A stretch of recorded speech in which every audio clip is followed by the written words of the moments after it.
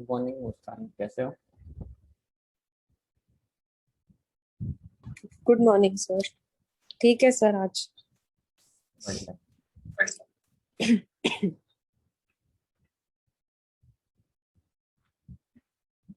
विषय का है, तब तक वेट करते हैं। हाँ सर।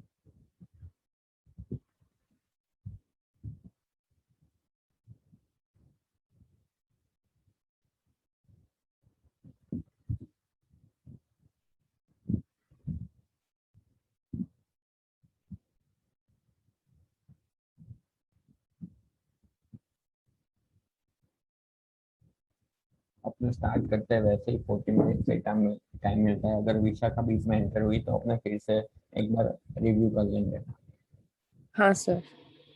हमने कल क्या देखा था कि कल मैंने वो बताया था, क्रेडिट सेल और कैश सेल अपने को अलग अलग दिखाना हो तो वो वाउचर हम नया बना के वो दिखा सकते हैं। तो वो हमने लास्ट लास्ट में जल्दी जल्दी में देखा था, तो वो एक बार फिर से फटाफट देखते हैं।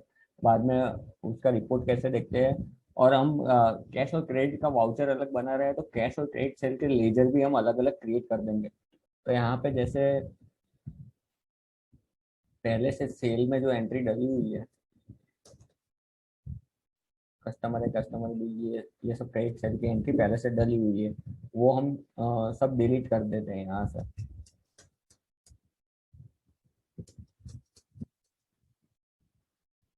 ये मैंने जो सिलेक्ट किया वो यहाँ पे नीचे शॉर्टकट दिखेगा स्पेस। स्पेस से आप कोई भी एंट्री आप सिलेक्ट कर सकते हो। सब सब एंट्री एक साथ सिलेक्ट करनी हो तो स्पेस के नीचे दो एरो दिख रहे हैं, तो कंट्रोल स्पेस से सब एंट्री एक साथ सिलेक्ट हो जाएगी। ऐसे कंट्रोल स्पेस करोगे तो सब एंट्री एक साथ सिलेक्ट हो जाएगी। यहाँ पे जो नीचे रिमूव लाइन का ऑप्शन दिख रहा है ना, तो ऑल्टर आर करेंगे ना तो ये सब एंट्री हाइड हो जाएगी। जैसे कि मेरे को कुछ हाइड करने हो कि ये कस्टमर ए बी वाली एंट्री हाइड करनी है, तो ये रिमूव लाइन का ऑप्शन है, तो अल्टर आर करेंगे तो वो दोनों एंट्री हाइड हो जाएगी। वापस वो दोनों एंट्री लानी हो तो यहाँ पे रिस्टोर लाइन का ऑप्शन दिख रहा है, तो अल्टर यू से वो वापस आ जाएगी। अभी ये एंट्री हम सब एक साथ डिलीट कर देते हैं अभी के लिए।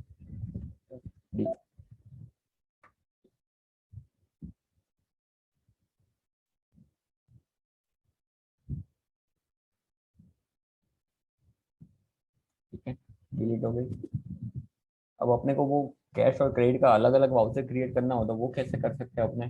तो उसके लिए अपने जाएंगे अकाउंट इन्फो में, वाउचर टाइप्स में, क्रिएट। यहाँ पे जाके हम क्रिएट करेंगे पहले कौन सा, क्रेडिट सेल्स के लिए क्रेडिट। यहाँ पे वाउचर टाइप क्या रहेगा, सेल्स, क्योंकि हम सेल्स के अंदर दो अलग अलग वाउचर्स बना रहे हैं।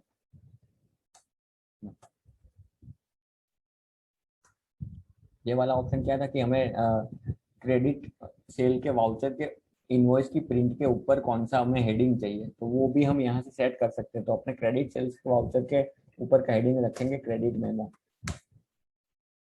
ऑप्शन सभी रहने देते हैं। दूसरा बनाएंगे कैश सेल्स, सेल्स, यहाँ पे अपने कर सकते हैं।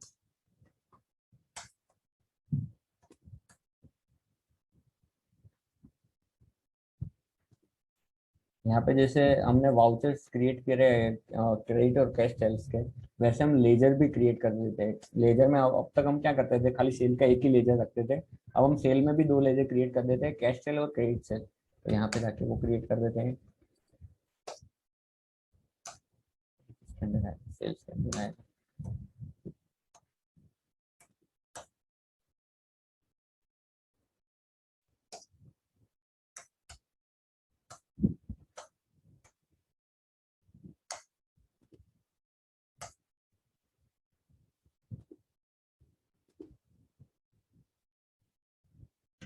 अब अपने उसमें सेल्स के ट्रांजेक्शन रिकॉर्ड करते हैं। वाउचर में जाएंगे, अब अपने F8 सेल्स के लिए F8 है, तो उसमें जाएंगे तो यहाँ पे अपने को पहले वाउचर टाइप पूछेगा कि कौन सा वाउचर में सेल रिकॉर्ड करना है। तो अपने कैश और क्रेडिट में दोनों में एक एक दो दो सेल की एंट्री करते हैं, बाद में उसका रिपोर्ट देखते हैं कि वो कैसे दिखता है। तो यहाँ पे पहले क्रेडिट सेल में जाएंगे, रेफरेंस नंबर यहाँ पे लेते हैं।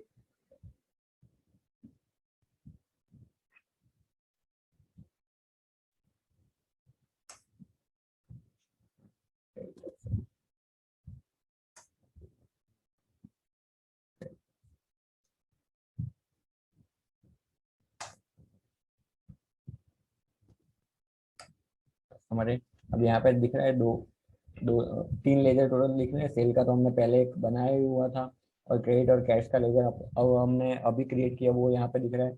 तो अपने क्रेडिट सेल का रिकॉर्ड कर रहे हैं, तो यहाँ पे क्रेडिट सिलेक्ट कर लेंगे, क्रेडिट सेल। यहाँ पे हमने जो भी सेल किया है वो।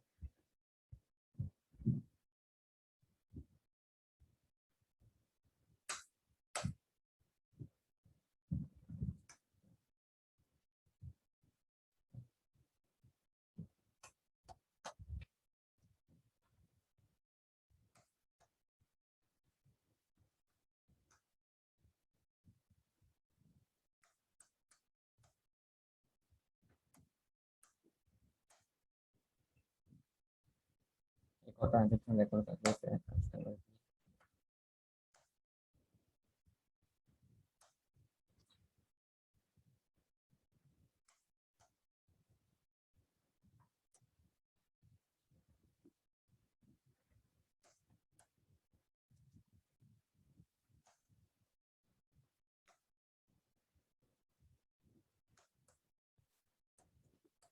एक्सेल में रिकॉर्ड कर देते हैं। अब यहाँ पे सेल में हम, सेल में ही सेल के वाउचर में है हम, क्रेडिट सेल के यहाँ पे वापस F8 प्रेस करेंगे तो यहाँ पे वापस वो ऑप्शन दिख जाएगा, और यहाँ से हम कैश सेल सिलेक्ट कर देंगे।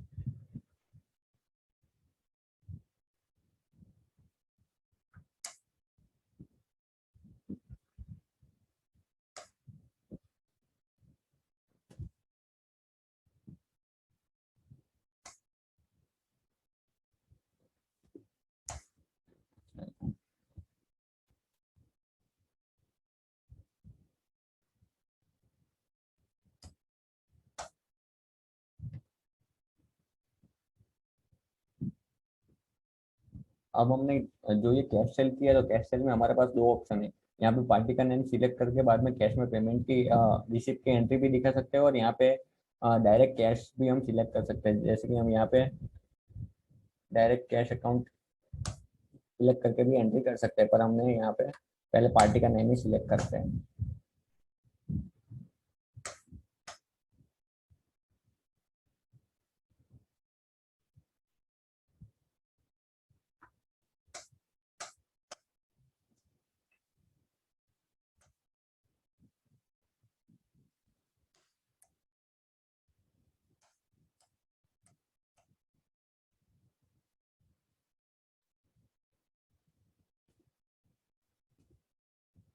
अब हमने सेल रजिस्टर में जाके देखेंगे display account books, cell register.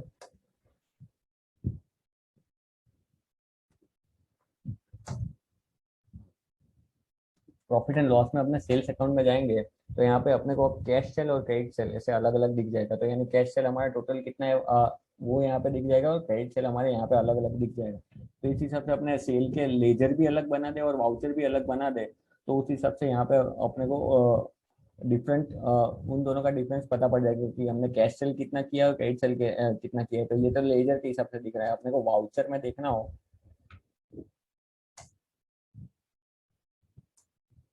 तो यहाँ पे अपने डिस्प्ले अकाउंट बुक्स में ये लेजर की समरी आती है, ग्रुप की समरी आती है। ग्रुप के वाउचर्स यहाँ पे देखने हो तो यहाँ पे क्रेडिट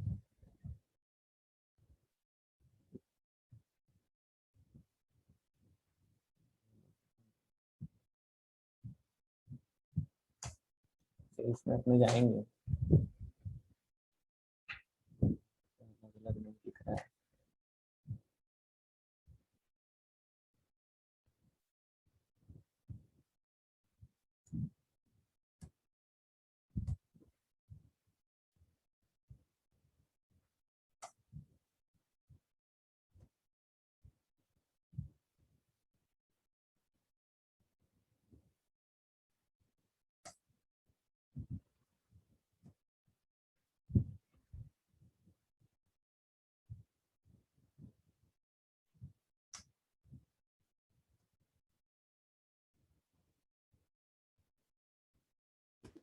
वाउचर टाइप से अपने अलग अलग कैसे देख सकते हैं वो मैं अभी बाद में बताऊंगा, कि अभी वो मिल नहीं रहा है। तो मैं उस हिसाब से मैं आप बाद में बता दूंगा कि वो कैसे दिखते हैं। अभी ये अपने लेजर जो क्रिएट किए अपने अलग अलग, उस हिसाब से अपने यहाँ पे प्रॉफिट एंड लॉस में जाके यहाँ पे उस हिसाब से अलग अलग देख सकते हैं। तो यानी अपने क्रेडिट और कैश से ऐसे वाउचर वाइज अलग करने हो तो उस हिसाब से अपने वाउचर में भी ऐसे अलग कर सकते हैं, कैश और क्रेडिट सेल्स अलग अलग। ऐसे हम परचेज में भी ऐसे अलग अलग कर सकते हैं, तो उस हिसाब से अपने अलग अलग वाउचर क्रिएट कर सकते हैं। ये जो वाउचर्स है उसमें भी हम सब वाउचर्स अपने क्रिएट कर सकते हैं। जैसे हम स्टॉक में सब ग्रुप और सब ग्रुप क्रिएट करते हैं, लेजर में भी हमने ग्रुप और सब ग्रुप क्रिएट करे थे, तो ऐसे वाउचर में भी हम ग्रुप वाउचर जो होते हैं उसमें सब वाउचर्स हम बना सकते हैं। जैसे हमने सेल में कैश और क्रेडिट का अलग अलग बनाया, तो उसमें परचेज में भी हम बना सकते हैं। रिसिप्ट और पेमेंट में भी अपने अलग अलग वाउचर्स बना सकते हैं। अब अपने यहाँ पे उसके आगे देखते हैं कि हम यहाँ पे वाउचर्स में परचेज में यहाँ पे देखते हैं पार्टी अकाउंट नेम में, तो यहाँ पे सभी के सभी वाउचर्स आते हैं यहाँ पे। जैसे कैश भी यहाँ पे दिख रहा है, बैंक भी दिख रहा है, डेटर्स के भी यहाँ पे दिख रहे हैं, एक्सपेंस डेटर्स के भी यहाँ पे दिख रहे हैं, और क्रेडिटर्स के भी यहाँ पे दिखेंगे यहाँ पे। तो अपने को यहाँ पे ऐसा करना हो कि यहाँ पे अपने को खाली कैश, बैंक एंड जो हमारे खाली क्रेडिटर्स हो वो ही हमें यहाँ पे दिखे, तो वो हम कैसे कर सकते हैं? तो उसके लिए हमें वाउचर क्लास बनाना पड़ता है। तो वो वाउचर क्लास कहाँ से बनेगा? उसके लिए हम जाएंगे यहाँ पे अकाउंट्स इन्फो में, यहाँ पे वाउचर टाइप्स में, और यहाँ पे हमें जाना पड़ेगा ऑल्टर में, क्योंकि परचेस का वाउचर ऑलरेडी बना हुआ है। उसमें हमें कुछ चीजें ऑल्टर करनी है। क्या चीज ऑल्टर करनी है कि यहाँ वहाँ पे हमें खाली क्रेडिटर्स का ही क्रेडिटर्स, बैंक और कैश ही दिखे, बाकी कोई लेजर हमें यहाँ वहाँ पे दिखे नहीं। तो वो हम यहाँ पे जाके ऑल्टर कर सकते हैं। यहाँ पे ऑल्टर जाएंगे, यहाँ पे परचेस सिलेक्ट करने का, परचेज में enter enter enter enter enter करके यहाँ पे एक नेम ऑफ क्लास दिखेगा। तो यहाँ पे हम एक क्लास क्रिएट करेंगे, उसका नाम रखेंगे परचेज। एंटर करेंगे तो यहाँ पे एक विंडो खुलेगी, वाउचर टाइप क्लास। तो वाउचर टाइप क्लास में हमने परचेस का एक क्लास क्रिएट किया है। तो यहाँ पे पहला ऑप्शन दिख रहा है exclude this group, include this group. Exclude में क्या है, यानी हमें कौन कौन से ग्रुप वहां पे एक्सक्लूड करने हैं कि वो वहां पे दिखे ही नहीं, तो वो हम यहाँ पे लिख सकते हैं। तो जैसे हम सिलेक्ट करें कि वहां पे हमें बैंक अकाउंट नहीं दिखना है, बैंक ओसीसी नहीं, ब्रांच का नहीं दिखना चाहिए, कैश इन हैंड दिखना चाहिए, सन्डी क्रेडिटर्स दिखना चाहिए और सन्डी डेटर्स नहीं दिखना चाहिए। बाद में यहाँ पे एंड ऑफ लिस्ट कर देंगे। और इंक्लूड में हमें कौन कौन से रखने हैं वो सिलेक्ट करने थे, तो वहाँ पे हम कैश इन हैंड और सन्डी क्रेडिटर्स और कर देंगे एंड ऑफ लिस्ट,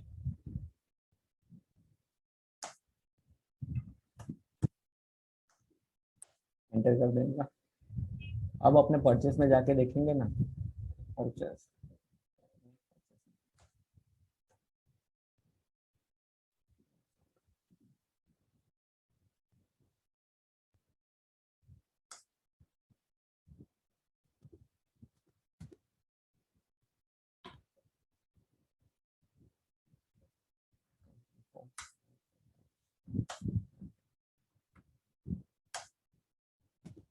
अच्छा हाँ, अब अपने F9 परचेज में जाएंगे ना, वापस F9 परचेज करने का, F9 प्रेस करने का। उसके बाद यहाँ पे जैसे वाउचर टाइप में हमने हमने ऊपर अगर कोई और वाउचर बनाया होता तो यहाँ पे सिलेक्ट करने का बोलता, और हमने वाउचर में एक नया क्लास क्रिएट किया है तो यहाँ पे एक क्लास सिलेक्ट करने का बोलेगा। बोलेगा अगर अपने को वो एप्लीकेबल नहीं करना है कि हमें नहीं वहाँ पे सब लेजर चाहिए, तो यहाँ पे नॉट एप्लीकेबल रखने का। और अगर हमें वो क्लास यहाँ पे सिलेक्ट करना है तो यहाँ पे ये सिलेक्ट करेंगे अपने, और बाद में यहाँ पे देखेंगे तो यहाँ पे खाली जो क्रेडिटर्स होंगे और कैश अकाउंट वही हमें दिख रहा है। तो एबीसी ट्रेडिंग कंपनी देखेंगे तो वो क्रेडिटर्स का ही लेजर होगा।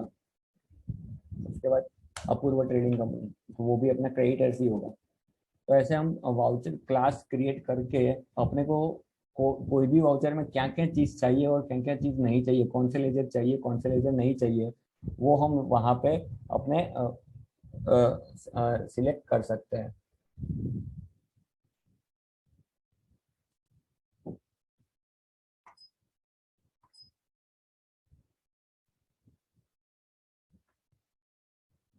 वैसे ही हम सेल में जाके भी कर सकते हैं। तो सेल में करना हो ऐसे तो अकाउंट इन्फो में जाके वापस वाउचर टाइप में जाएंगे, ऑल्टर में जाएंगे, सेल्स में जाएंगे, एंटर एंटर एंटर करके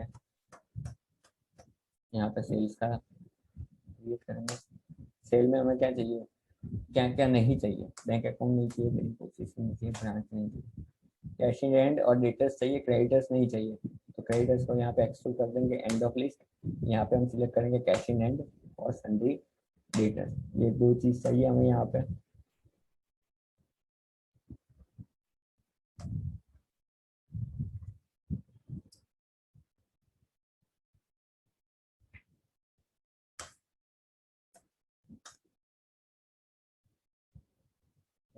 अब अपने वाउचर्स में सेल्स में जाएंगे। यहाँ पे पहले वो हमने उसमें वाउचर टाइप बनाए हुए हैं, तो पहले वो पूछेगा कि कैश सेल, क्रेडिट सेल या नॉर्मल सेल। तो अपने यहाँ पे नॉर्मल सेल सिलेक्ट करेंगे और उसमें वाउचर क्लास लिस्ट पूछेगा अपने सेल्स। अब यहाँ पे जाके देखेंगे तो खाली अपने जो डेटर्स के अकाउंट है वो ही यहाँ पे दिखेंगे, या करके जो है वो हमारा डेटर्स है, हम करते हैं वो भी हमारा डेटर्स है। तो इस हिसाब से अपने वाउचर क्लास क्रिएट करके अपने को कौन से लेजर चाहिए और कौन से लेजर नहीं चाहिए उस हिसाब से हम यहाँ पे अपने सिलेक्ट कर सकते हैं।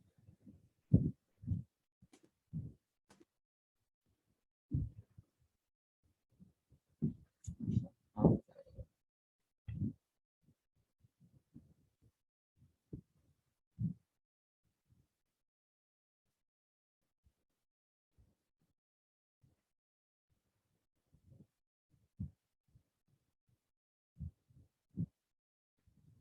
अब अपने नेक्स्ट चालू करते हैं जीएसटी। जीएसटी का सेटअप कैसे करते हैं, उसमें कंपनी क्रिएट कर कैसे करते हैं। कंपनी क्रिएशन तो नॉर्मल ही है, पर अपने जीएसटी इनेबल कर रहे हैं तो उसके लिए हम अपनी कंपनी भी एक नई क्रिएट करेंगे। ठीक है, मुझे अब अपने पहले कंपनी क्रिएट कर देते हैं।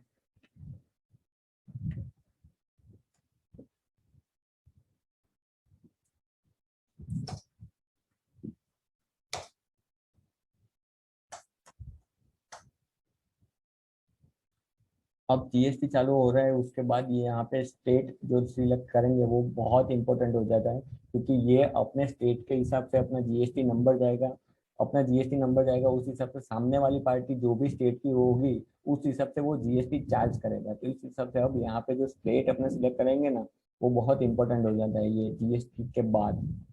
अभी यहाँ पे अपना स्टेट अपने गुजरात सर है। आपका वॉइस थोड़ा ब्रेक हो रहा है। हेलो, अब आ रहा है? हाँ, आपका आवाज थोड़ा कट कट के आ रहा था अभी भी। अभी आ रहा है क्लियर? अभी आ रहा है क्लियर आवाज? नहीं, ऐसे हेलो, ब्रेक हो रहा है बीच बीच में। हाँ, अब आ रहा है, अब आ रहा है सर। अब आ रहा रिपीट है? करो ना सर, आपने अभी जो स्टार्ट किया जहाँ से हाँ, अपने हाँ। अपने अभी है ना जीएसटी, जीएसटी वाले चालू कर रहे हैं। तो इस हिसाब से अपने एक नई कंपनी क्रिएट करेंगे। कंपनी क्रिएशन तो पहले सीखा ही हुआ है, पर अपने जीएसटी चालू कर रहे हैं तो उसके लिए नई कंपनी क्रिएट करेंगे। अब यहाँ पे उसका एड्रेस भी डाल देंगे, ये भी काम है।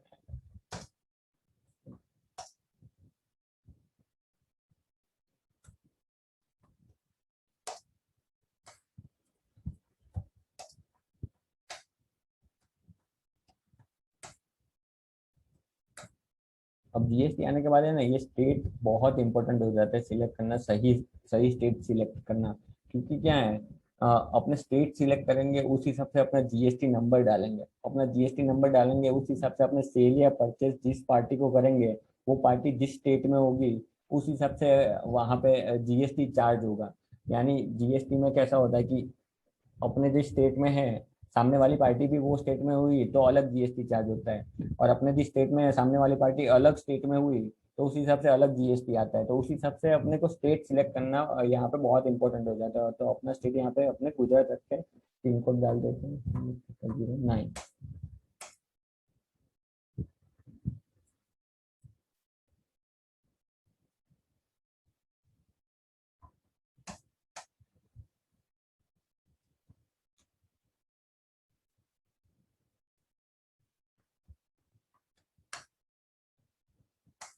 यहाँ पे अपने रखेंगे ट्रांसपोर्ट करेंगे।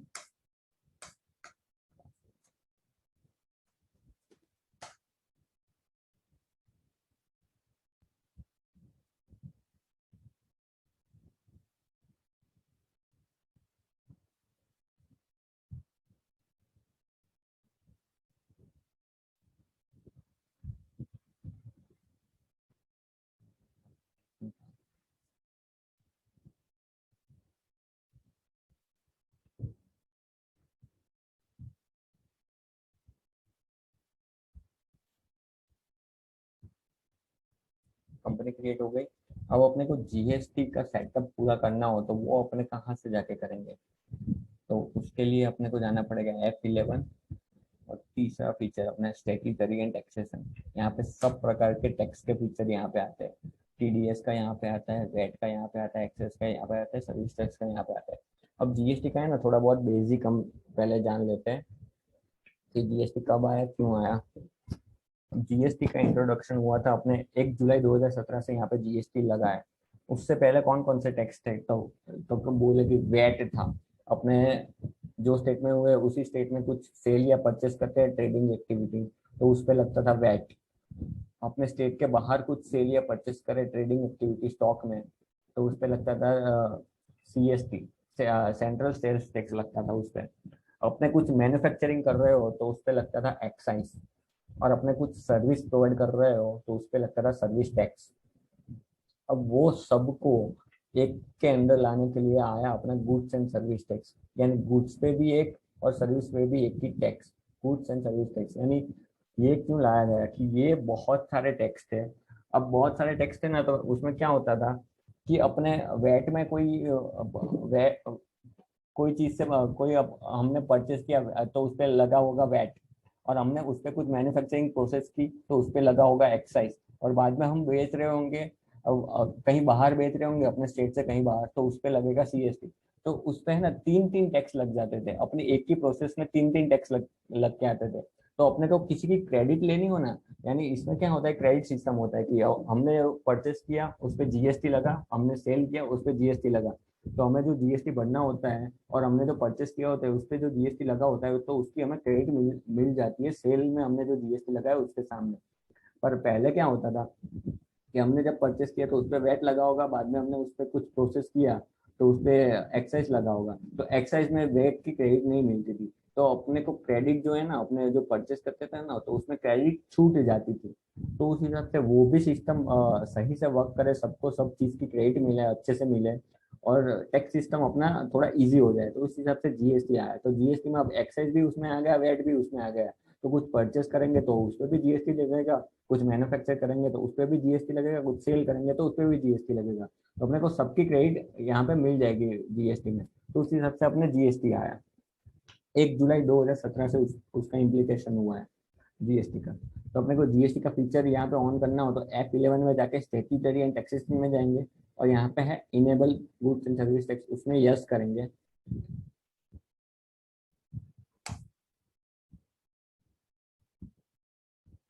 और सेट ऑल्टर जीएसटी डिटेल, यानी अपनी जीएसटी की जो जो डिटेल्स है वो डालनी होता है यहाँ पे हम वो यहाँ से डालेंगे यस।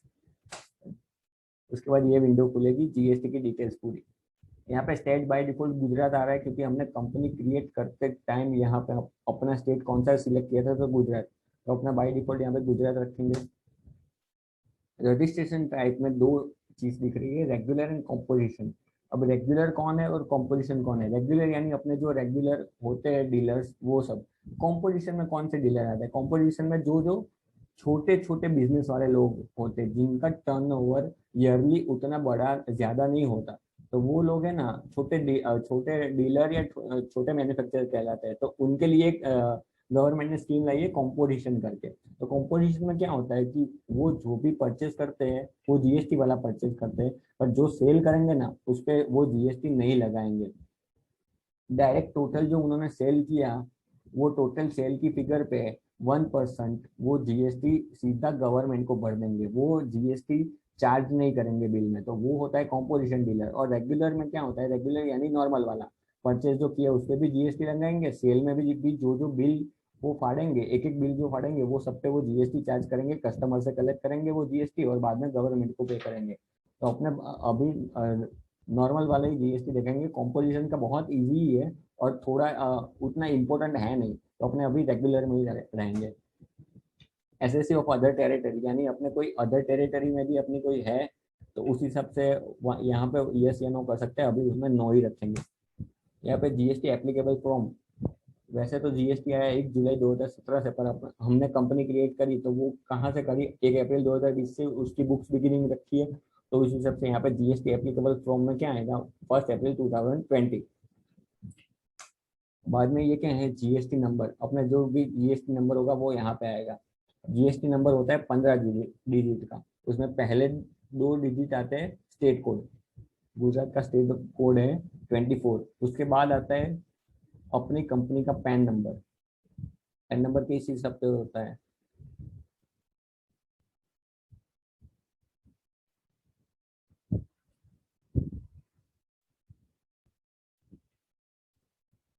पैन नंबर 10 डिजिट का ऐसे होता है।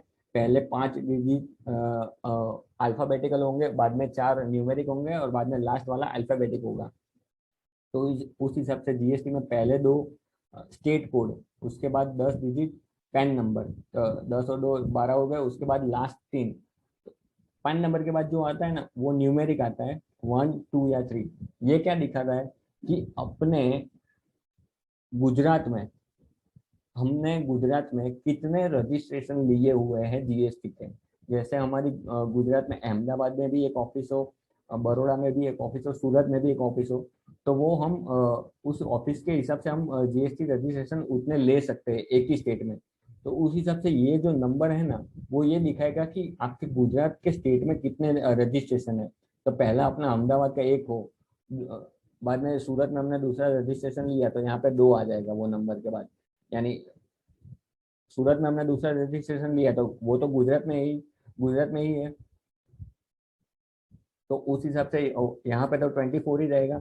बाद में पैन नंबर आएगा वो भी सेम का सेम रहेगा, पर यहाँ पे चेंज हो जाएगा क्योंकि हमने दूसरा रजिस्ट्रेशन लिया सेम पैन नंबर पे सेम स्टेट में। तो उसी हिसाब से स्टेट कोड सेम रहेगा, पैन नंबर सेम रहेगा, पर यहाँ पे 2 आ जाएगा। तो यहाँ पे 1 या 2 इस हिसाब से आता है कि आपके ये स्टेट में कितने रजिस्ट्रेशन नंबर है। उसके बाद एक फिक्स आता है अल्फाबेटिकल जेड, ये फिक्स होता है हर एक कोई भी जीएसटी नंबर देख लो तो ये वाला फिक्स होता है जेड। और उसके बाद कोई भी न्यूमेरिक या अल्फाबेटिकल कुछ भी आ सकता है, तो वो जीएसटी डिपार्टमेंट अपने हिसाब से देता है। वो उसमें कुछ यानी ऐसा है नहीं कि जैसे ये पैन नंबर कहलाता है, ये कितने रजिस्ट्रेशन है वो बताता है, ये स्टेट कोड बताता है। तो ये लास्ट वाला जो नंबर है वो कुछ दिखाता नहीं है, वो अपने आप इस हिसाब से ही आता है, कुछ भी हिसाब से। तो वो यहाँ पे, और कोई भी कंपनी का जीएसटी नंबर हम गलत डालेंगे तो वो यहाँ पे दिखा देगा, क्योंकि ये जीएसटी नंबर मैंने सही नहीं डाला है, तो वो यहाँ पे दिखाएगा कि ये कंपनी का जीएसटी आप वेरीफाई करो, उस हिसाब से अपने को दिखा देगा। क्योंकि अपने पास सही जीएसटी नंबर है नहीं, तो अभी कुछ भी डाल दिया है, तो उस हिसाब से ये यहाँ पे एरर शो कर रहा है। ठीक है। पीरियोडी पीरियोडिसिटी ऑफ जीएसटीआर 1। अब इसमें ना दो दो से तीन टाइप के रिटर्न आते हैं, जीएसटी 3B, जीएसटी 1, जीएसटी 2, उस हिसाब से बहुत सारे रिटर्न आते हैं, पर वो सब में अपने को नहीं जाना है। अपने यहाँ पे नॉर्मली देखे तो ये अपने को अपने जो जीएसटी का रिटर्न जो फाइल करते हैं उसका पीरियड पूछ रहा है कि आप मंथली रिटर्न फाइल करते हो या क्वार्टरली रिटर्न फाइल करते हो। तो उस हिसाब से ये ऑप्शन उसके लिए कि आपका रिटर्न कौन सा है, क्योंकि जीएसटी आने के बाद टैली है ना, सीधा जीएसटी की साइट से हम कनेक्ट कर सकते हैं। यहाँ से डायरेक्ट जीएसटी का हम रिटर्न फाइलिंग के अंदर डायरेक्ट यहाँ से डेटा जीएसटी के साइट के अंदर डाल सकते हैं हम। तो वो भी यहाँ से हो सकता है। तो ये इसी हिसाब से पूछ रहा है कि आपका जीएसटी का रिटर्न मंथली है या क्वार्टरली है, तो उसमें अपने मंथली ही रखेंगे अभी के लिए। उसके बाद है ई वे बिल एप्लीकेबल। ई वे बिल एक ऐसा कॉन्सेप्ट है कि यहाँ से हम माल भेज रहे हैं कहीं पे, उसकी इनवॉइस वैल्यू अगर 50,000 के अप होगी तो ई वे बिल अपने को एक जनरेट करने का होता है। तो ई वे बिल एप्लीकेबल यानी अपने को हर एक में यस ही आएगा, क्योंकि 50,000 के ऊपर का इनवॉइस होगा तो उसमें अपने को ई वे बिल बनाना पड़ेगा, तो उसमें अपने यस रखेंगे। यहाँ पे बाई डिफॉल्ट 1 अप्रैल 2020 आएगी, क्योंकि ई वे बिल 2018 में आया था, और अपनी कंपनी बनी है 2020 में, अप्रैल 2020 में, तो यहाँ पे 1 अप्रैल 2020 आएगी। उसके बाद थ्रेशोल्ड लिमिट इंक्लूड, यानी वो इनवॉइस वैल्यू पे ही लगता है ई वे बिल। इनवॉइस वैल्यू 50,000 के अप हो तो ही ई वे बिल बनाना पड़ता है, तो यहाँ पे अपने इनवॉइस वैल्यू ही रखेंगे। उसके बाद उसकी लिमिट है 50,000, गवर्नमेंट ने तय की हुई है, यहाँ पे हम चेंज भी कर सकते हैं, और गवर्नमेंट की है 50,000 तो वो हम यहाँ पे रखेंगे 50,000 ही। अब यहाँ पे ऐसा एक ऑप्शन दिख रहा है कि एप्लीकेबल फॉर इंट्रास्टेट। इंट्रास्टेट मतलब क्या, अपने गुजरात में यानी अपनी कंपनी है और हम गुजरात में ही माल बेच रहे हो तो उसको बोलते हैं इंट्रा स्टेट। और अब अगर हम गुजरात के बाहर माल बेच रहे हो तो उसको बोलते हैं इंटर स्टेट।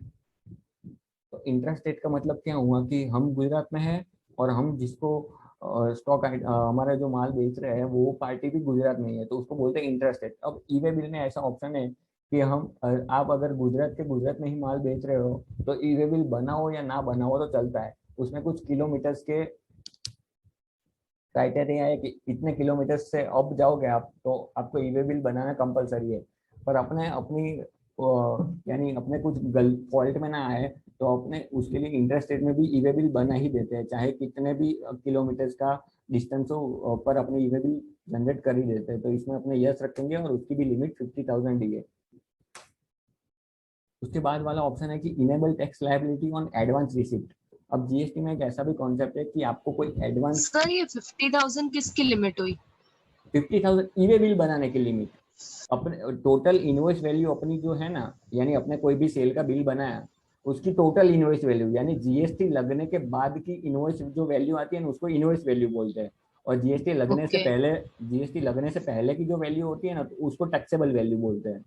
तो टैक्सेबल वैल्यू जो होती है उसके ऊपर जीएसटी लगता है, जीएसटी लगने के बाद जो टोटल अमाउंट नीचे आती है उसको इनवॉइस वैल्यू बोलते हैं। अगर वो इनवॉइस वैल्यू 50,000 के अप हुई तो अपने को ई वे बिल बनाना पड़ेगा। ठीक है। ओके, मतलब अगर 50,000 के अंदर रहती है तो नहीं करना है, ई हाँ वे बिल नहीं बनेगी। तो नहीं बनाना है अपने को ई वे बिल। Okay okay. और ये वैल्यू चेंज हो सकती है ना? हाँ वैल्यू चेंज हो सकती है, और अपने गवर्नमेंट ने रखा है कि 50,000 के अप होगा तो ई वे बिल बनाना है, तो अपने यहाँ पे वही रखेंगे उस हिसाब ओके से। Okay okay. ठीक है। उसके बाद वाला ऑप्शन है enable tax liability on advance receipt.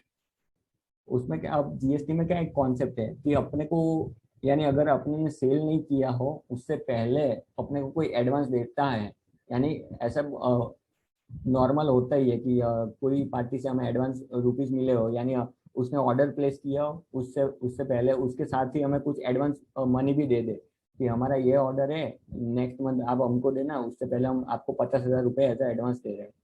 तो जीएसटी में एक ऐसा भी कॉन्सेप्ट है कि आपको एडवांस मनी मिले हो कोई भी पार्टी से तो उस पर भी जीएसटी लगता है। तो उसके लिए ये ऑप्शन यहाँ पे है कि enable tax liability on advance receipt. ये बात अलग है कि किसी भी पार्टी को एडवांस मिला हो ना तो वो जीएसटी में उतना दिखाते नहीं है, और जीएसटी में एक ऐसा कॉन्सेप्ट है कि आपको अगर एडवांस मिले तो उस पर भी आपको टैक्स भरना पड़ता है।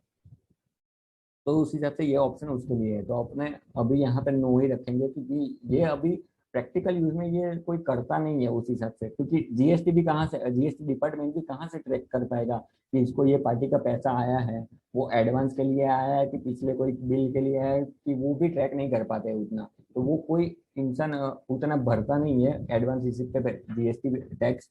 तो इसलिए अभी अपने यहाँ पे नो ही रखेंगे, एक बार मैं बाद में बता दूंगा कि यहाँ पे यस करके वो कैसे करते हैं, पर अभी के लिए वो अपने नो ही रखते हैं।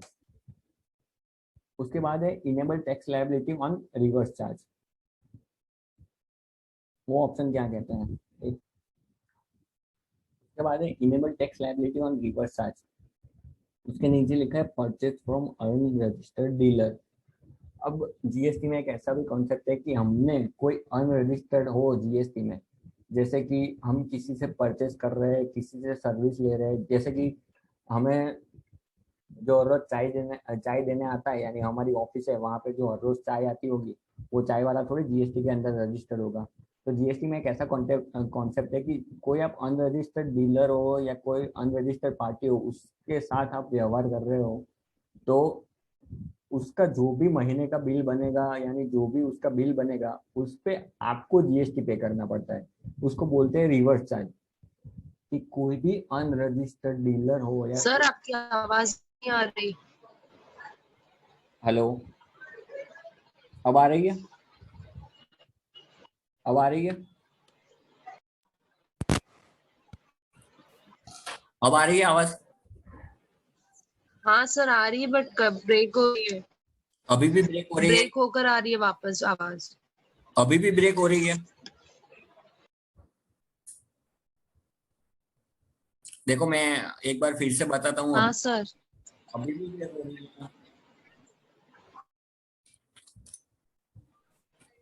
हाँ हो रही है अभी भी आवाज।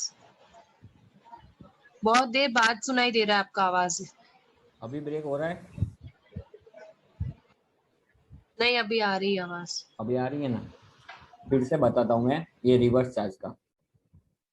रिवर्स चार्ज एक ऐसा कॉन्सेप्ट है कि हम किसी से परचेस कर रहे हो, कोई डीलर से परचेस कर रहे हो, कोई पार्टी से हम यानी सर्विस ले रहे हो, वो सामने वाली पार्टी या डीलर अनरजिस्टर्ड हो, तो उससे जो भी हम परचेस कर रहे हो, जो भी हम सर्विस ले रहे हो, उसका जो भी पेमेंट हम करेंगे उस पे जीएसटी हमें भरना पड़ता है। कोई भी अनरजिस्टर्ड डीलर या अनरजिस्टर्ड पार्टी से हम कुछ भी ट्रांजेक्शन करें तो वो जो भी ट्रांजेक्शन वैल्यू उसकी होगी उस पे जीएसटी हमें भरना पड़ता है। उसको बोलते हैं रिवर्स चार्ज मैकेनिज्म। तो वो वाला ऑप्शन है यहाँ पे, ये enable tax liability on reverse charge, यानी कोई भी हम अनरजिस्टर्ड डीलर हो, कोई भी अनरजिस्टर्ड पार्टी हो, उससे हम कोई भी ट्रांजेक्शन करेंगे तो उस पे हमें टैक्स जीएसटी भरना पड़ता है। उसकी एक लिमिट है, पर डे, पर डे 5,000 के आसपास की कुछ लिमिट है वो। उसके ऊपर हम उससे कोई ट्रांजेक्शन करेंगे तो उस पर जीएसटी हमें भरना पड़ता है। जैसे एडवोकेट की सर्विस है, एडवोकेट को जीएसटी में रजिस्टर नहीं होना होता है। अगर हम कोई एडवोकेट से सर्विस लेंगे तो उस पे हमें जीएसटी चार्ज करना पड़ेगा, अगर हम रजिस्टर्ड हुए तो। हम रजिस्टर नहीं हुए तो ये तो कुछ मैटर ही नहीं आती। पर अगर हम जीएसटी में रजिस्टर्ड है, हमने कोई एडवोकेट से सर्विस ली, उसका बिल बना 30,000 रुपीज, तो 30,000 पे जो भी रेट लगता होगा जीएसटी का एडवोकेट सर्विस पे, वो जीएसटी हमें भरना पड़ेगा। उसको बोलते हैं रिवर्स चार्ज मैकेनिज्म से हमने जीएसटी भरा। तो ये ऑप्शन जो है enable tax liability on reverse charge, वो उसके लिए है कि रिवर्स चार्ज पे जीएसटी आएगा कि नहीं।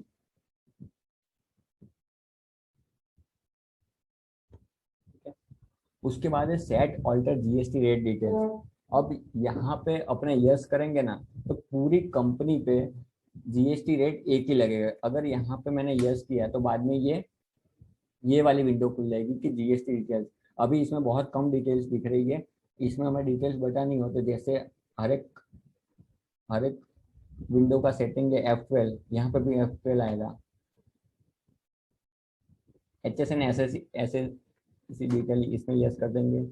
रिवर्स सर्च कैलकुलेशन में नो, यहाँ पे यस कर देंगे।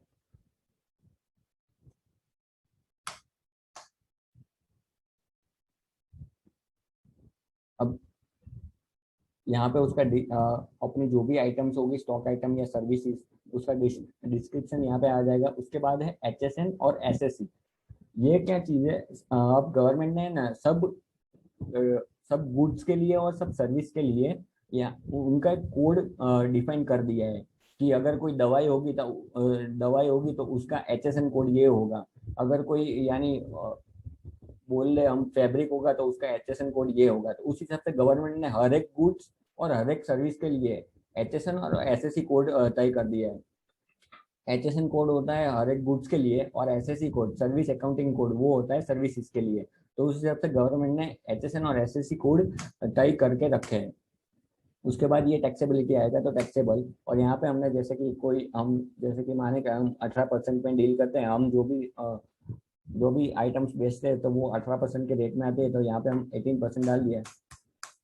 तो इस हिसाब से अगर हमने यहाँ पे यस करके ये सब डिटेल डाल दी ना तो बाय डिफॉल्ट कोई भी यानी हम जो भी सेल या परचेज सेल का ट्रांजेक्शन डालेंगे ना या परचेज का ट्रांजेक्शन डालेंगे उसमें बाय डिफॉल्ट 18% ही लेगा। तो अपने को हर एक स्टॉक आइटम या हर एक सेल में यानी मल्टीपल रेट वाला आइटम में हम डील करते हो तो वो हमें रखना हो तो यहाँ पे अपने को वो ऑप्शन नो करना पड़ेगा। अगर हमने यहाँ पे यस करके डिटेल डाल देंगे तो बाय डिफॉल्ट हर एक सेल और परचेस के ट्रांजेक्शन में एक ही रेट पे वो कैलकुलेट करेगा। हम अगर मल्टीपल स्टॉक में डील कर रहे हो तो वो ऑप्शन यहाँ पे हमें नो करना पड़ेगा। और अगर हम एक ही आइटम में डील कर रहे हो, जैसे कि सर्विस इंडस्ट्री है ना, उसमें मोस्ट ऑफ आइटम पे 18% जीएसटी लगता है। कुछ भी करो, कोई भी सर्विस दो या कोई भी सर्विस लो, तो मोस्ट ऑफ सर्विसेज पे 18% लगता है। तो सर्विस इंडस्ट्री में अगर हम डील कर रहे हो तो यहाँ पे हम पहले से ही 18% डाल के रख सकते हैं। तो बाय डिफॉल्ट जो भी सेल या परचेस का ट्रांजेक्शन करेंगे उसमें 18% ही लगेगा। पर अगर हम मल्टीपल स्टॉक आइटम में डील कर रहे हो तो अपने को ये ऑप्शन यहाँ पे नो रखना पड़ेगा।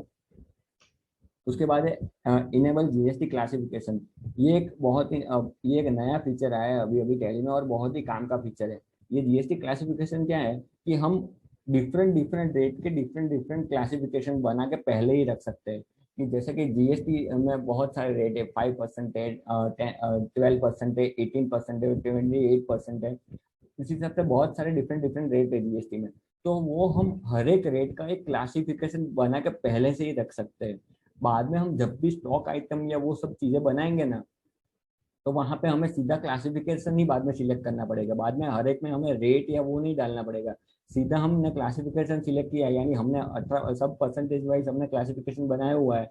तो जैसे कि हमने कोई स्टॉक आइटम बनाई कि फैब्रिक बनाया, फैब्रिक की स्टॉक आइटम हमने क्रिएट करी पॉलिस्टर करके, पॉलिस्टर में हमें उस पर लगता है 5%, तो बाद में सीधा हमें क्लासिफिकेशन ही सिलेक्ट करना पड़ेगा कि 5% रेट इसमें लगता है। तो 5% का जो भी हमने क्लासिफिकेशन बनाया होगा वो डायरेक्ट सिलेक्ट करके हम रख सकते हैं। तो ये क्लासिफिकेशन उसमें बहुत काम में आता है। उसके बाद है provide LUT bond details. LUT या बॉन्ड डिटेल्स उसमें क्या होता है कि हमने जीएसटी में एक लेटर ऑफ अंडरटेकिंग, एलयूटी का मतलब होता है लेटर ऑफ अंडरटेकिंग या बॉन्ड डिटेल्स।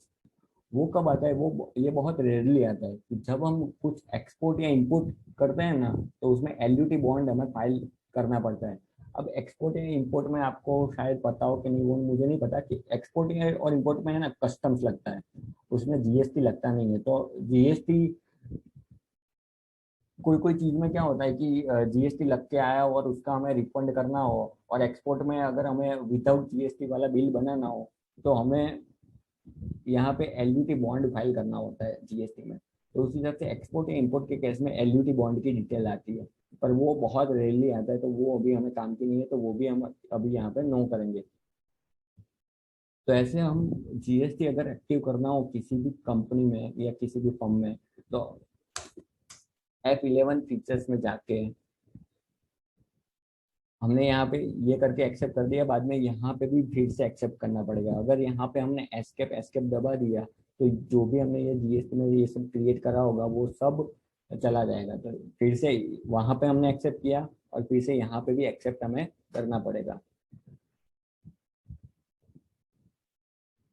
उस हिसाब से अब ये हमने यहाँ वहाँ पे एक्सेप्ट कर दिया, तो अब ये जीएसटी का पूरा एक्टिव हो गया है। अब हम कोई भी लेजर या कोई भी इन्वेंटरी आइटम बनाएंगे ना, तो उसमें हमें जीएसटी की डिटेल्स पूछेगा। जैसे कि हम अभी कोई लेजर बनाने जाएंगे, लेजर क्रिएट करते हैं, तो अब यहाँ पे हमें दिख रहा है जीएसटी एप्लीकेबल है कि नहीं उस पर, वो सब यहाँ पे दिख रहे हैं अभी। अब हम कोई पार्टी का एक लेजर बनाते हैं कि कस्टमर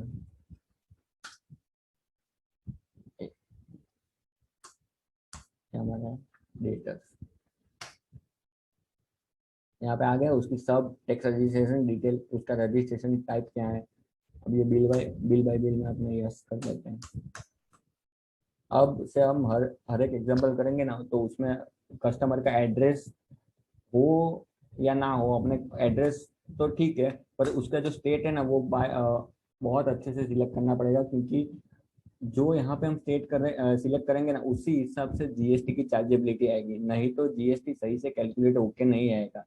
इसमें टैली में जीएसटी अपने आप कैलकुलेट होके आ जाता है, अपने को खाली लेजर सिलेक्ट करना होता है। जैसे डिस्काउंट का लेजर होता है, उसमें हम परसेंटेज डालते हैं तो कैसे कैलकुलेट होके आ जाता है।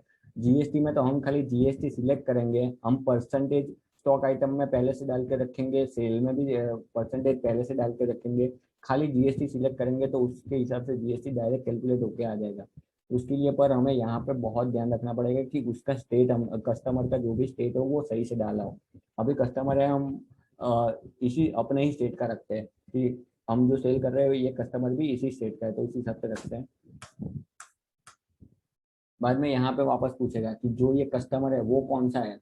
कॉम्पोजिशन है, कॉम्पोजिशन मैंने जैसे कि बताया कि जो छोटे छोटे डीलर होते हैं तो उसको रजिस्ट्रेशन में एक बेनिफिट मिलता है कि आप कॉम्पोजिशन डीलर में भी रजिस्टर कर सकते हो, और रिटर्न में आपको उतना वो डिफिकल्टी नहीं आएगी। नहीं तो बहुत सारे रिटर्न फाइल करने होते हैं, पर कॉम्पोजिशन डीलर को बहुत कम रिटर्न फाइल करने के आते हैं, और सीधा जो भी उन्होंने सेल किया पूरे महीने की टोटल लगाएंगे और उस पर परसेंटेज चार्ज करके सीधा जीएसटी भर देंगे। तो उसी तरह से कॉम्पोजिशन आता है। कंज्यूमर यानी क्या, कंज्यूमर यानी लास्ट कंज्यूमर, यानी अपने जैसे कोई मॉल में जाता है, बाद में हम कोई कपड़े या वो सब खरीदते हैं और हम खुद ही यूज करते हैं, यानी एंड यूजर हम ही है, तो उसको क्या बोलते हैं, कंज्यूमर। तो कोई हम कस्टमर जो जैसे हो कि वॉक इन वाला कस्टमर कोई हुआ, अगर वो कंज्यूमर है तो यहाँ पे उसको कंज्यूमर सिलेक्ट कर देने का। यहाँ पे रेगुलर यानी जो रेगुलर डीलर होता है वो यहाँ पे हो, अगर रेगुलर डीलर हो यानी नॉर्मली सब हम रेगुलर वाले ही होते हैं। हम होलसेल में अगर ट्रांजेक्शन करते हो तो रेगुलर डीलर ही आएंगे, तो उस हिसाब से यहाँ पे रेगुलर सिलेक्ट करने का। और अनरजिस्टर्ड का मतलब अगर वो पार्टी अनरजिस्टर्ड हो, जीएसटी में रजिस्ट्रेशन उसका ना हो, तो यहाँ पे रेगुलर सिलेक्ट करेंगे। बाद में वो पार्टी गुजरात की है तो गुजरात के हिसाब से हम उसका जीएसटी नंबर डाल लेंगे।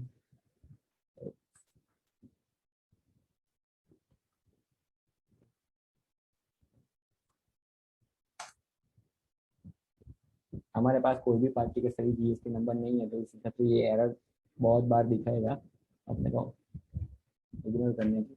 वापस में यहाँ पे पूछ रहा है कि सेट ऑल्टर जीएसटी डिटेल, इसको हम यस करेंगे। यहाँ पे वापस वो पूछेगा रजिस्ट्रेशन टाइप कौन सा है, regular, SSC of other territory. जैसे अपनी जीएसटी की डिटेल डाली थी उसमें पूछ रहा था अदर टेरिटरी का है, यानी अदर को यूनियन टेरिटरी का है कि नहीं ये डीलर, तो उसमें अपने नो ही रखने का है। ई कॉमर्स ऑपरेटर, ये जो पार्टी है ये ई कॉमर्स ऑपरेटर है, यानी अमेजोन फ्लिपकार्ट वो सब होते हैं, वो ई कॉमर्स ऑपरेटर कहलाता है। तो ये जो पार्टी है वो ई कॉमर्स ऑपरेटर है कोई, अगर वो ई कॉमर्स ऑपरेटर हो तो वो यहाँ पे यस करने का। consider party as deemed export for purchases, deemed exporter for purchases। अगर ये पार्टी डायरेक्ट यहाँ से ये जो माल है वो एक्सपोर्ट करने वाली है, तो वो उसके लिए यहाँ पे ये ऑप्शन यस करने का होता है, पर अपने अभी ये ऑप्शन को यहाँ पे नो ही रखते हैं। पार्टी टाइप, यानी यहाँ पे deemed export, embassy, union, national body और एसईजेड। डीम्ड एक्सपोर्ट का ऑप्शन, यानी अगर यहाँ पे यस हुआ होगा तो ये ऑप्शन यहाँ पे डीम्ड एक्सपोर्ट यहाँ पे सिलेक्ट करने का आएगा। उसके बाद है एम्बेसी या यूनियन बॉडी। यानी ये पार्टी कोई बहुत बड़ी एम्बेसी है कि यूनियन नेशनल वाली कोई बॉडी है, यानी गवर्नमेंट की कोई बॉडी है। अगर ऐसी कोई पार्टी हुई तो यहाँ पे ये सिलेक्ट करने का। ऐसी सेट यानी स्पेशल इकोनॉमिक जोन होते हैं जो गांधीनगर में है, स्पेशल इकोनॉमिक जोन। अगर ये स्पेशल इकोनॉमिक जोन वाली पार्टी हुई तो ये सिलेक्ट करने का। स्पेशल ये क्यों सिलेक्ट करने का होता है कि स्पेशल इकोनॉमिक जोन में हम कुछ सेल करते हैं ना, तो वो भले ही गुजरात में है पर बाय डिफॉल्ट ऐसा माना जाएगा कि वो हमने एक्सपोर्ट किया है, और उस पर उसके ऊपर डायरेक्ट आईजीएसटी लगता है यानी। तो इस हिसाब से यहाँ पे पार्टी टाइप सिलेक्ट करने की होती है, तो अपने यहाँ पे नॉट एप्लीकेबल रखेंगे। ये पार्टी ट्रांसपोर्टर है कि नहीं, अब ट्रांसपोर्टर है ना, ट्रांसपोर्टर पे है ना जीएसटी के अलग रूल्स है। तो इसलिए यहाँ पे ये पूछा है कि ये पार्टी ट्रांसपोर्टर तो नहीं है ना आपकी, तो उस हिसाब से यहाँ पे यस या नो करना होता है कि, पर अपने यहाँ पे नो ही रखेंगे कि ये पार्टी अपनी नॉर्मल पार्टी ही है। तो इस हिसाब से हम जीएसटी का फीचर जैसे ही ऑन कर देंगे तो हर एक लेजर, कोई भी एक्सपेंस का लेजर हो तो एक्सपेंस का, सेल या परचेस का लेजर हो, डेटर्स का हो, क्रेडिटर्स का लेजर हो, कोई भी लेजर हो, तो तब उसमें ये जीएसटी की डिटेल सब हमें पूछेगा। अब जीएसटी लगता कैसे है? जीएसटी में तीन टाइप के हैं टैक्स। एक तो है आईजीएसटी, दूसरा है सीजीएसटी और तीसरा है एसजीएसटी, और चौथा है यूटीजीएसटी। अब वो कैसे लगता है? आईजीएसटी का फुल फॉर्म है इंटीग्रेटेड जीएसटी। सीजीएसटी का फुल फॉर्म है सेंट्रल जीएसटी। एसजीएसटी का फुल फॉर्म है स्टेट स्टेट जीएसटी, और यूटीजीएसटी का फुल फॉर्म है यूनियन टेरिटरी जीएसटी। अगर हम इंट्रा स्टेट यानी गुजरात में, हमारी पार्टी भी गुजरात में है और हम भी गुजरात में ही सेल कर रहे हैं, तो उस पर लगे वो इंट्रा स्टेट ट्रांजेक्शन कहलाएगा। अभी मैंने थोड़ी देर पहले ही बताया कि हम गुजरात में है और हम गुजरात में ही सेल कर रहे हैं, तो वो इंट्रा स्टेट ट्रांजेक्शन कहलाता है, और उसमें लगता है सीजीएसटी और एसजीएसटी। अगर हम इंटर स्टेट ट्रांजेक्शन कर रहे हैं, यानी हम गुजरात के हैं और हम गुजरात के बाहर कहीं पे सेल कर रहे हैं, तो उस पे लगेगा IGST, inter inter state GST लगेगा उस पे, आईजीएसटी लगेगा। और अगर हम यूनियन टेरिटरी, कोई भी यूनियन टेरिटरी को माल बेच रहे हैं, तो उस पे लगेगा यूटी जीएसटी। यूनियन टेरिटरी जैसे दीव दमन है, दादरा नगर हवेली है, उस हिसाब से हम कोई यूनियन टेरिटरी को माल बेच रहे होंगे तो उस पर लगेगा यूटी जीएसटी। तो जैसे मैंने बताया था एक्सेशन के फीचर में, ये जो रेट वाली डिटेल थी यहाँ पे दिख रहा है, आईजीएसटी, सीजीएसटी और एसजीएसटी। यहाँ पे यूटी जीएसटी यहाँ पे नहीं दिखता है, वो हमें अलग से सिलेक्ट करके वो उसमें रेट डालने होते हैं। यहाँ पे आईजीएसटी दिख रहा है, आईजीएसटी में जैसे ही मैंने 18% डाले थे, ये 9% उसने अपने आप ले लिए थे। तो अगर हम इंटरेस्टेड ट्रांजेक्शन करेंगे तो उसमें सीजीएसटी और एसजीएसटी लगेगा 9%। अगर हम गुजरात के बाहर कहीं पे सेलिंग कर रहे होंगे तो उस पर आईजीएसटी लगेगा 18%। और अगर हम यूनियन टेरिटरी के साथ कोई भी ट्रांजेक्शन कर रहे होंगे तो उस पर यूटी जीएसटी लगेगा, उस पर भी एक ही टैक्स लग रहा है, तो वो डायरेक्ट 18% लगेगा। तो यानी हम इंटरेस्ट रेट ट्रांजेक्शन करते हैं ना, तो उसमें दो टाइप के टैक्स लगते हैं। तो ये 18% जो है ना उसका रेट होगा, अगर 18%, तो उसको ये दो पार्ट में बांट देगा, सीजीएसटी में 9%, एसजीएसटी में 9%। और अगर हम गुजरात के बाहर सेल करेंगे तो उस पर डायरेक्ट एक ही टैक्स लगता है आईजीएसटी, तो वो डायरेक्ट 18% ही उसमें लेगा। तो इस हिसाब से जीएसटी में ये चार टाइप के टैक्स है। और ये तो सेस है, अगर कोई कोई चीज पे है ना सेस लगता है, तो उस हिसाब से सेस कोई चीज पे लग रहा होगा तो वो भी हमें यहाँ पे डालना पड़ता है कि 5% है, 10% है, उसी हिसाब से उसके रेट भी अलग होते हैं कि कोई कोई आइटम्स पे सेस लग के आता है। तो अगर वो आइटम पे सेस लगता होगा तो वो यहाँ पे हमें उसके भी परसेंटेज डालने होते हैं। तो नॉर्मली अपने चार टाइप के जीएसटी लगते हैं, आईजीएसटी, सीजीएसटी, एसजीएसटी और यूटीजीएसटी। अगर हम गुजरात के हैं और गुजरात में ही सेल करेंगे तो सीजीएसटी एंड एसजीएसटी लगेगा। अगर हम गुजरात के हैं और हम गुजरात के बाहर कहीं पे सेल कर रहे हैं तो आईजीएसटी लगेगा। और हम अगर कोई यूनियन टेरिटरी के साथ डील कर रहे हैं, उसको माल बेच रहे हैं, तो उसमें यूटीजीएसटी लगेगा। ठीक है। हाँ सर। तो अभी है ना, मैं आज अपने यहाँ तक ही रखते हैं।